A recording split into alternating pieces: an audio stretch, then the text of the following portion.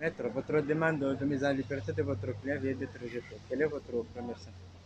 Ce n'est pas la demande de mise en liberté qui est rejetée, c'est le pourvoi qui a été formé. Bien entendu, la conséquence aurait été la mise en liberté du président Sambi, mais pour respecter les formes de la procédure, c'est le pourvoi qui a été rejeté.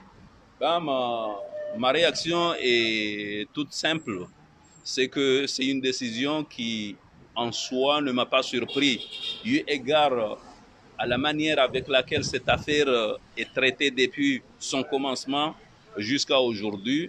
Ben, on trouve que c'est une décision qui va dans, dans la normalité de ce qui est débuté jusqu'à aujourd'hui. La Cour suprême a avancé que motif, le motif. Bon, la Cour suprême a estimé que nous avons invoqué l'article 145 alinéa 2 du Code de procédure pénale et que Sambi serait poursuivi au regard de la loi de 2008 qui a été modifiée en 2013 sur...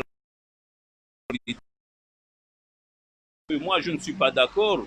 C'est qu'au moment de l'ouverture de cette information par le parquet de la République à Moroni, il n'est nullement mentionné dans le réquisitoire introductif que Sambi est poursuivi suivant cette loi. Sambi a été poursuivi au regard des dispositions du du code pénal. Or, les dispositions du code pénal vont de pair avec les dispositions du code de procédure pénale.